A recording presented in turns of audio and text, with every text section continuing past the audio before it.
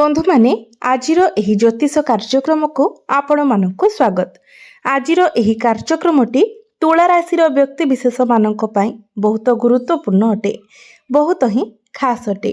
कारण एही होली परे परे आपणकर जीवन रे बहुत बड़ परिवर्तन हेबाक जाउछि। आपणको अनेक गुड़िए सफलता मिलबाक जाउछि। कारण देवगुरु बृहस्पति बकरीरु मार्गी हेबा पई जाउछंती। 11 मार्च 2026 को आपणक जीवन रे अनेक बड़ परिवर्तन आसीबाकू जाउछि, जहाँ आपणकर जीवन को संपूर्ण भाବରେ बदलाई देब। बंधु माने एही वर्ष 2026 टी सूर्यंकर वर्ष अटे। एही वर्ष 11 मार्च को गुरु जे कि देवता मानकर गुरु अटंती से बकरीरु मार्गी हेबा पई जाउछंती। किंतु केवल एतिकी नुहे, जून मास आरंभरू जून मास पहिलारू ही दीर्घ 12 वर्ष परे गुरु उच्चस्थ हेबा पई जाउछंती। अर्थात गुरु तांकर उच्च राशि रे प्रवेश करबाकू जाउछंती, जहा फलरे आपणक जीवन रे अनेक किछि परिवर्तन आसीबाकू जाउछि। तो बंधु माने एही होली परे परे आपणक जीवन रे कौन सब घटना घटिबाकू जाउछि, केउ सब बड़ परिवर्तन हेबाकू जाउछि, से विषय जानिबा पई आपण माने भिडियोटी को स्किप न करी शेष पर्यंत निश्चय देखंतु एवं भिडियोटी को लाइक करी चैनलटी को सब्सक्राइब करि दियंतु।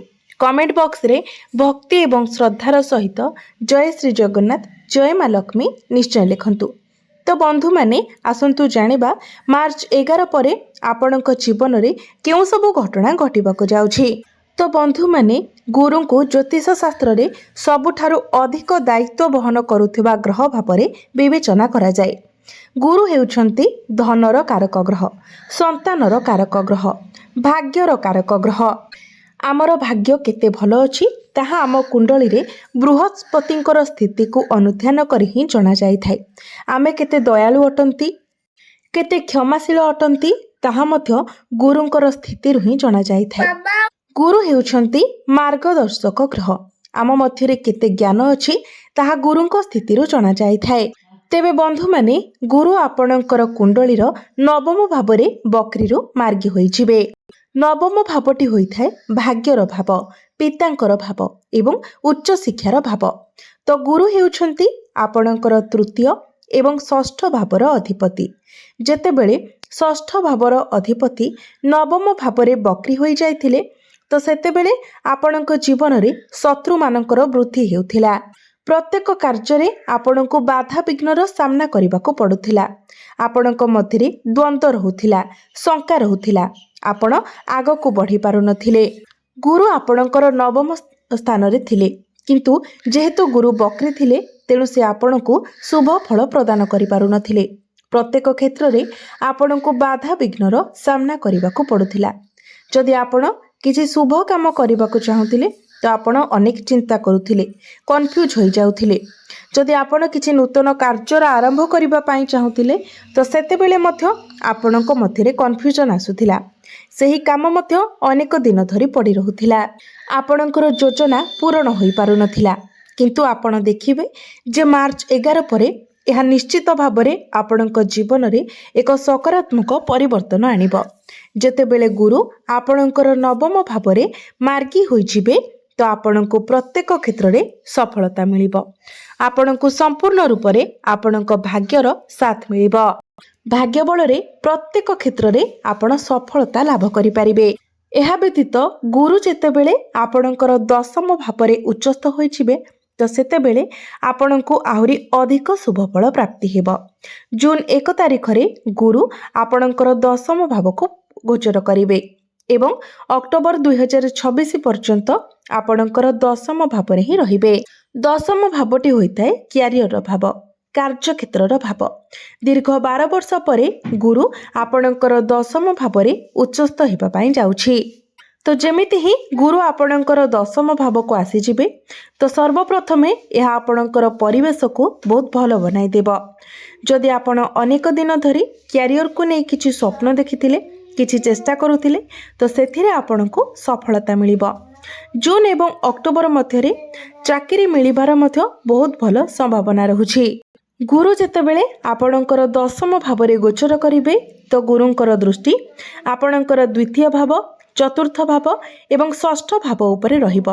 तो जून एवं अक्टोबर मध्य जदि आपण किछि ऋण नैथिले तो सही ऋण परिशोध करने को मध्य आपण सक्षम हेबे। किंबा जदि आपणकर कोनोसी प्रतिद्वंदिता अछि जहाँ आपणको घेरी रहिछि किंबा आपण कोनोसी प्रतिद्वंदितारे फसी रहिछंती तेबे एही समय मध्यरे आपण निश्चित भावरे सेथिरु मुकुली आसिबे। गुरु आपणक मध्यरे ज्ञान बढ़ाइबे, मैच्योरिटी लेवल बढ़ाइबे। आपणक मध्यरे मैनेजमेंट स्किल बहुत भल रहिबो, कम्युनिकेशन स्किल मध्य बहुत भल रहिबो। आपण बुद्धिमान भावरे काम करिवे। एही समय जदि आपण बैंकिंग रिलेटेड किछि एग्जाम देउछंती, कोनोसी सरकारी परीक्षा देउछंती, विशेष करी शिक्षादान, जोगाजोग, बैंकिंग क्षेत्र किंबा सरकारी शिक्षादान सह जड़ित तेबे एही सब क्षेत्र रे आपणको बहुत अधिक सफलता मिलिबो। दशम भावरे गुरु उच्चस्थ हेबा कारणरू आपणको अनेक शुभ फल प्रदान करिवे। गुरुंकर दृष्टि आपणकर चतुर्थ भाव उपरे रहिबो।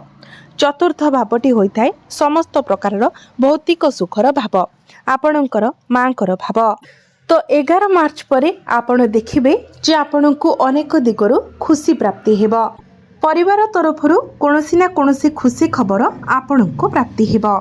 जदि आपण फैमिली प्लानिंग करबा को चाहुतिले तो सेथिरे मध्य आपणको शुभ फल मिलिबो। गुरुंकर दृष्टि आपणकर द्वितीय भाव उपरे मध्य रहुछि। द्वितीय भावटी होइथाय आमर परिवारर भाव, कुटुंबर भाव। तो एवं यह जेहेतु चतुर्थ गृह उपरे मध्य रहुछि तेणु परिवार रे हस खुशीर माहौल लागी रहिबो। जदि एही समय आपण फैमिली प्लानिंग करूछंती किंबा आपणकर संतान जन्म नेउछंती तो निश्चित भावरे यह आपणक पई शुभप्रद साब्यस्त हेबो। एही समय आपण आपणकर परिवार पई किछि लग्जरियस जिनिस किनि पारंती, किछि बड़ जिनिस किना किनि करि पारंती। एही समय आपण किछि प्रॉपर्टी रे डील करि पारंती, किछि नुवा बिजनेस आरंभ करि पारंती। चाकरी क्षेत्र रे आपणको प्रमोशन मिलि पारे। आपण आपणकर कैरियर को नै किछि बड़ डिसीजन नै पारंती। गुरु हेउछंती धनर कारक ग्रह। तो एही समय आपणकर धन रे वृद्धि हेबो, आपणकर डेली इनकम बढ़िबो, आपणकर फाइनेंशियल ग्रोथ हेबो। मार्च 11 परे आपण आपणकर कैरियर रे एपरि किछि करि पारंती जहां आपणको प्रशंसित करिबो। कार्य क्षेत्र रे आपण प्रशंसित हेबे। आपणको अनेक किछि अचीवमेंट मिलि पारे, किछि बड़ अपॉर्चुनिटी आपणको मिलि पारे। आपणकर कार्य क्षेत्र रे आपणको मान सम्मान प्राप्ति हेबो। अनेक दिन धरी आपण जे कथा चिंता करुथिले सेथिरे जदि आपण आगको बढ़ंती तो आपणको सफलता मिलिबो। आपणकर डेली इनकम बढ़िबो। आपण एक्स्ट्रा इनकम विषय रे मध्य किछि चिंता करि पारंती। जेहेतु गुरु हेउछंती आपणकर षष्ठ भावर अधिपति तो एही समय जदि आपण कोनोसी कंपटीशन रे पार्टिसिपेट करंती, कोनोसी स्पोर्ट्स रे पार्टिसिपेट करंती तो आपणक पई ताहा बहुत भल रहिबो। तेबे मने रखंतु 14 एप्रिल रु 14 मई पर्यंत आपणक पई टिके सतर्कतार आवश्यकता रहुछि। आपण अधिक आक्रमणात्मक हेबे, आपणक मध्यरे एग्रेशन रहिबो एवं आपणकर बाणी उपरे मध्य नियंत्रण रहिबो नाही। एही समय आपणकर किछि नूतन बंधु सृष्टि होई पारंती। आपणको आपणकर बंधु मानकर समर्थन मध्य मिलिबो। आपण आपणकर वैवाहिक जीवन रे मध्य एक सकारात्मक परिवर्तन देखिबाकू पाइबे। पूर्वरु जदि आपणकर वैवाहिक जीवन रे कोनोसी प्रकारर मनांतर मतांतर लागि रहुतिला, आपणक मध्यरे डिस्टर्बेंस हेउतिला तो सेथिरे मध्य आपण सुधार देखिबाकू पाइबे। आपणकर वैवाहिक जीवन सुखमय हेबो। आपण दुई जण मिसी किछि बड़ डिसीजन नै पारंती। तो निश्चित भावरे गुरुंकर मार्गी हेबा एवं उच्चस्थ हेबा आपणको अनेक गुड़िए सफलता आनी देबो। आपणकर जीवन रे अनेक गुड़िए सकारात्मक परिवर्तन आपण देखिबाकू पाइबे। आपणको सफलतार शिखर रे पहुंचीबाकू थिबा अनेक बाधा विघ्न दूर होई जिवो। आपण निश्चित भावरे सफलता आड़कू गति करिवे। तो एबे आसंतु जानिबा किछि उपाय विषय जो उपाय गुड़िक करबा द्वारा आपणको अधिक मात्रा रे शुभ फल प्राप्ति हेबो। तो सेथिपाई आपण प्रत्येक दिन शुक्रंकर बीज मंत्र 108 थर जप करंतु। प्रत्येक दिन आपण हनुमान चालीसार पाठ करंतु एवं प्रत्येक दिन आपण उदित सूर्य को तंबा पात्र रे जलार्घ्य अर्पण करंतु एवं प्रत्येक दिन ସକାଳ ସମୟରେ ଆପଣ ଓମ୍ ନମଃ ଶିବାୟ ମନ୍ତ୍ର 108 ଥର ଜପ କରନ୍ତୁ। ତ ବନ୍ଧୁମାନେ, ଆପଣଙ୍କର ଜୀବନ ମଙ୍ଗଳମୟ ହେଉ, ଏହା ହିଁ ଈଶ୍ୱରଙ୍କ ନିକଟରେ ମୋର ପ୍ରାର୍ଥନା। ଧନ୍ୟବାଦ।